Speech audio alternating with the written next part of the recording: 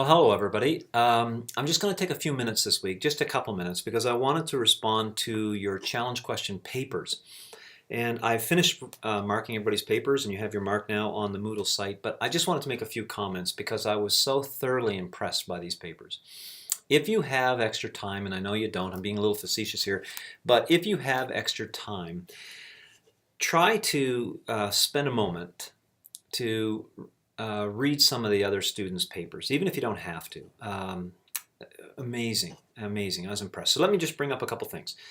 The big thing I want to bring up is I was so impressed by the tone of the papers, and I mentioned that to a number of you. And I'll quote somebody where they talked about the overwhelming intention of teachers is to do good.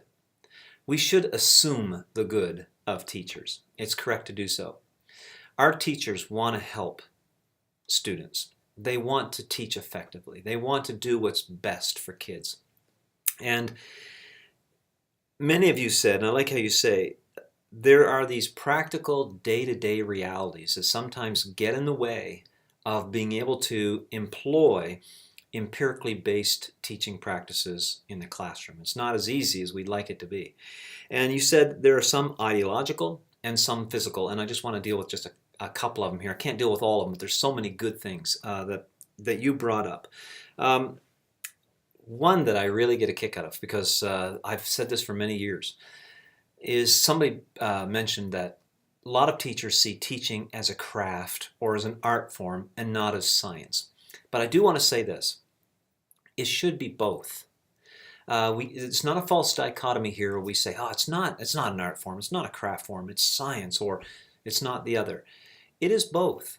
And we do need to have a balance to see teaching as a craft that we work, but also a science that we learn from. And so I think it's good. But you were right. There are some people that have this dichotomous view that say it shouldn't be so systematic. It should be more flow, from my experience. And that was the second thing a lot of people said, is that a lot of teachers say experience trumps everything. Because you've heard the saying, there's no better teacher than experience. Well, I like what John Maxwell says. He says, no, it's not true. There's no better experience than informed experience. So corrective feedback on our own practice, reflecting on what we do, changing if necessary what we do, is better than just experience. Because a lot of people get into ruts, make mistakes, and do things that probably shouldn't be practiced over and over and over again. I'm just reading notes because I took an awful lot of notes on your papers, and I was so impressed I think I could easily write a book on it. One person says, teachers just don't know what to overlook. There's this overwhelming amount of information that changes all the time. As one person said, I got to get this quote, just a second. They said, there's all these new things floating in and out of vogue all the time. And how true is that? Just the other day I heard you don't have to exercise anymore to lose weight or to slim down. You just have to change your diet. And apparently this is in some journal out there that says that exercise isn't what burns off calories. Your body gets all used to that. Diet is whatever it is put in your mouth is what matters to losing weight. And it just one of those types of moments. I think we've already known that, but when you have somebody come out and say, end your gym membership and eat properly, didn't help. Another thing was the mindset of teachers. I love the whole concept around habits of mind. That teachers have to cultivate a mind towards understanding, appreciating, and using scientific approaches in their teaching. But it also takes a university, many of you said, to start that and plant that seed in their minds that here's how to use science. And we need to teach teachers how to use, to weigh, to judge empirical evidence and how to apply it. And so that mindset needs to be developed.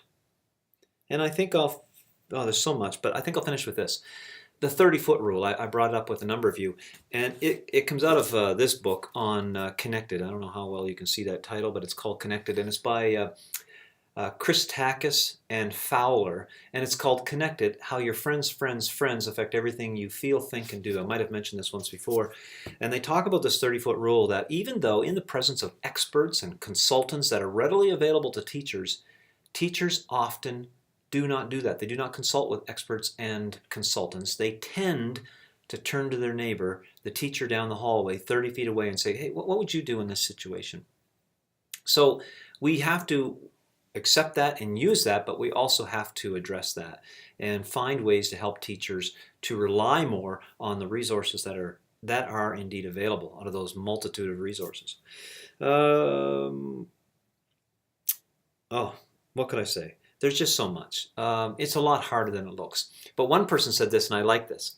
You know how sometimes in medicine, you'll hear a doctor on the news, or you'll hear a doctor even in your own office say, well, I was consulting with the New England Journal of Medicine recently, and a new technique that they've recommended to us is, sometimes you don't hear teachers talk like that. They don't refer to journals, or they don't have access to journals, and good journals that are in their own language. Many of you mentioned that aren't teacher friendly. And we need more of that. And I think you're absolutely right. I got a couple people I want to highlight. Now, this is a danger. There's 16 of you, and I would love for you all to read each other's papers, but I would point you to just a couple here. I'm just going to give you a couple. Nicole's paper, where she highlights some of the action research that she did last year around this very topic, and it's very interesting to see what she says are some of the roadblocks that she noticed when she surveyed 27 teachers. And it's very interesting to see what they said. So that's very good action research. And Megan put a link on here too to something that you probably all are familiar with. I think you've all been given it before in one of your courses, and that's the Logical Fallacy website. And I think it's good for us to do that type of training in thinking logically about these issues, so that we're not having these dichotomous type of, good, bad, types of conversations. We need to really weigh this topic carefully. Okay, well, I've already been 7 minutes, and I don't really want to go on, but I just want to say how great your papers were. I was so thoroughly impressed and humbled by them. Your second paper now is going to look at the 3 chapters in our textbook, and I'm going to give you the choice of really whatever resonates with you, saying, look, this really resonated with me, and here's why. Okay, so I'm going to give you that, and I can't wait to read your papers, and that's just in a couple of weeks. We're going to see those papers. So I hope things are going well with you. If you have any questions or concerns or comments, please feel free to contact me anytime. I love hearing from you. All right, have a great day. We'll talk to you later.